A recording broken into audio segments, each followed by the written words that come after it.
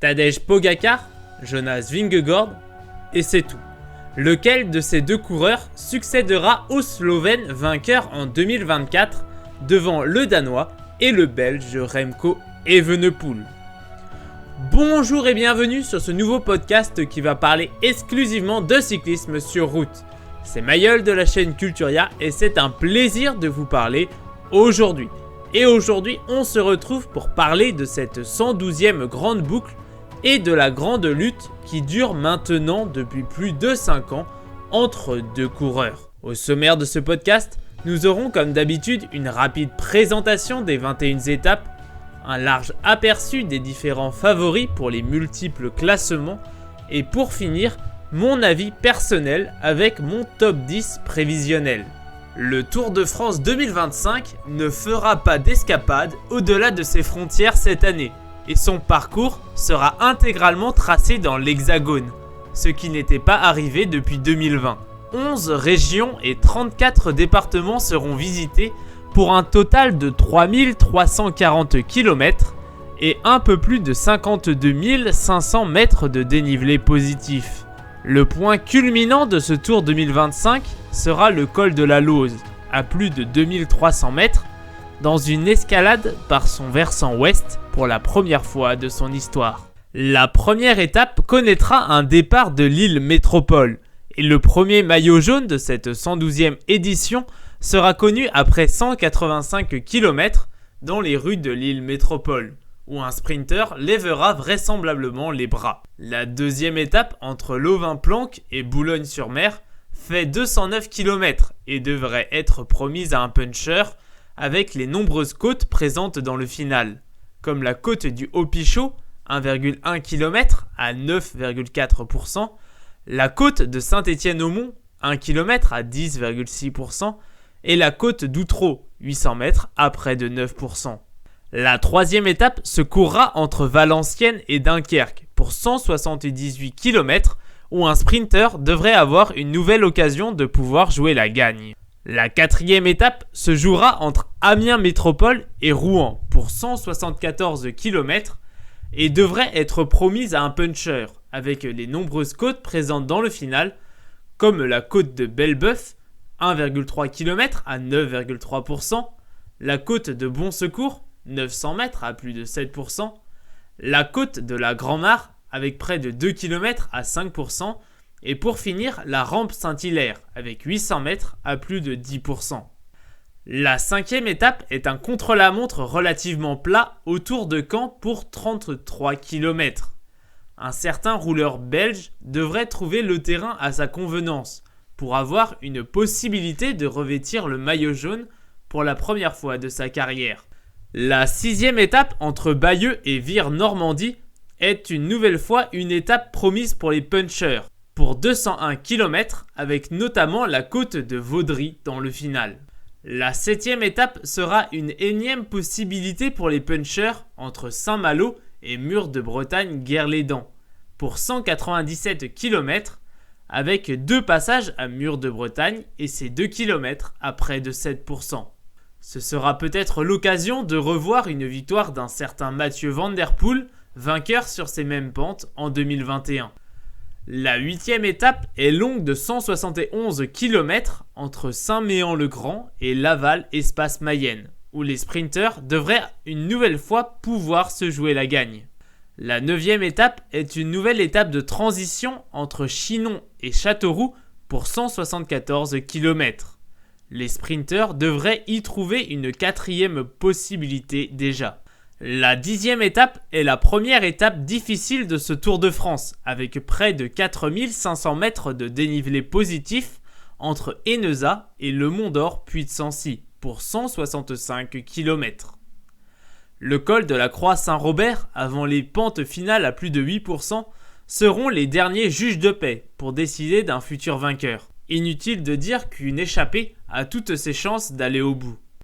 La 11e étape est semi-accidentée au Tour de Toulouse et devrait selon moi être promise à un puncher, grâce à notamment la côte de Pêche-David et ses 800 mètres à plus de 12%. La 12e étape est la première étape de montagne entre Auch et Hautacam pour 180 km et plus de 3800 mètres de dénivelé positif. Le col du Soulor, avec ses pentes à plus de 7% sur 11,8 km, et le col des Bordères, 3 km à près de 8%, seront à escalader avant l'ascension finale de 13,5 km à 7,8%. La 13e étape est un contre-la-montre individuel de 10,9 km entre Loudanvielle et Péragude, pour 650 mètres de dénivelé positif. Accrochez-vous, les chiffres devraient être encore une fois délirants.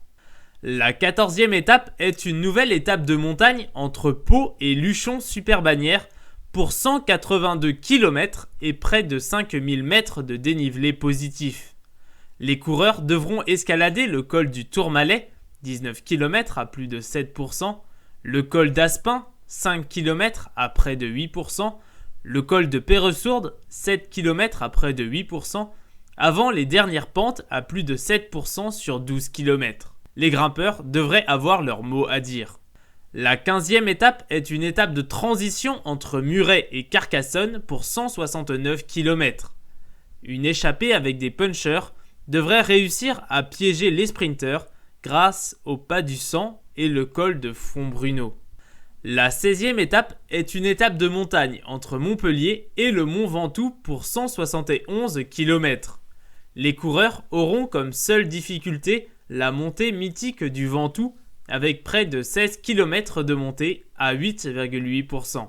La 17e étape devrait être une nouvelle étape pour les sprinteurs entre Bolène et Valence, ce qui devrait leur constituer leur 5e chance depuis le départ.